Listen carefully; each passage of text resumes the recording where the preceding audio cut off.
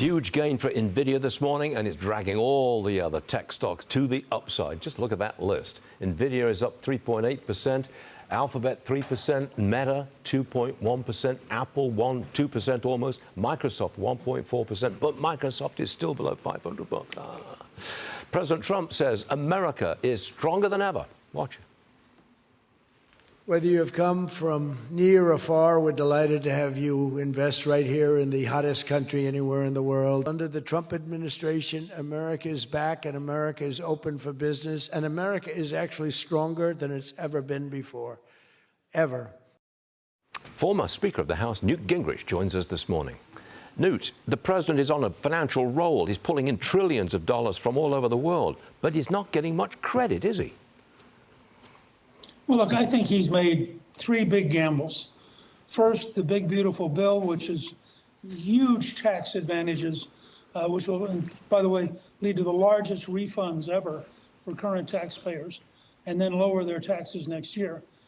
Second, he's going around the world almost like a governor, picking up orders for American goods, picking up investment commitments.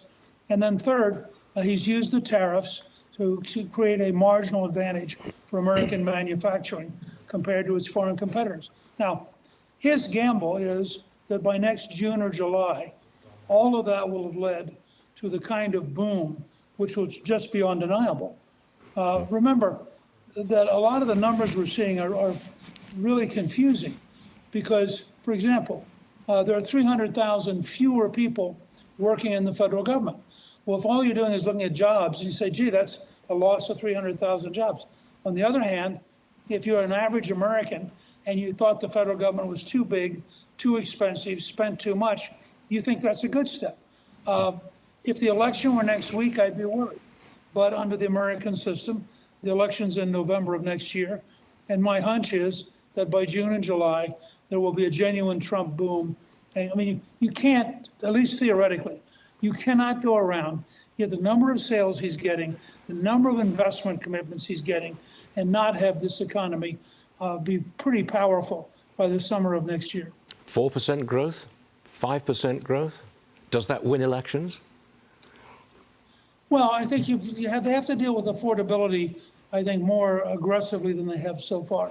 Because, and there, frankly, I think the biggest single thing is to pass transparency on the cost of health care. Health insurance now costs the average family of four $27,000 a year. You're buying a small car every year for health insurance. That's crazy. And the answer to it is to have a real market where you have real information, and transparency is the key, I think, to affordability. So, okay, is Trump's personal popularity in decline? I mean, a lot of people, they can't stand it. I mean, it's Trump derangement syndrome. It's a factor. There's not much you can do about that, though, is there? Well, look, Trump is sort of Mr. Fix-It. He has a compulsion to go around fixing things. And whether he's fixing the Oval Office, or he's fixing the world tariff system, or he's trying to fix Gaza, it's just who he is. It's just the way he operates. And I think sometimes it wears people out a little bit. On the other hand, when you start looking at the scale of what he's doing, I think that people ultimately are going to render judgment. Remember, the other side has to put a team on the field too.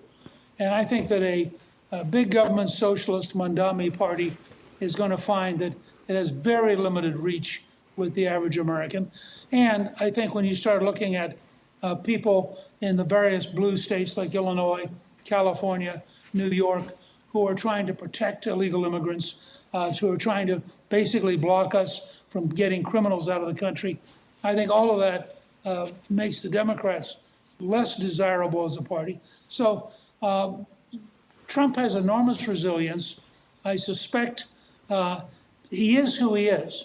And I think that for some block of people, that means that they will never like him. They will never support him. But for a large number of Americans, if you can get the economy back under track, if you can get the affordability taken care of, he will be very popular by the summer of 2026. There's a lot more people like him than don't like him. That's the way I see it, anyway. Newt Gingrich, it's always a pleasure. Thank you very much for being with us. Great to be Appreciate it. with you. Yes, sir, man.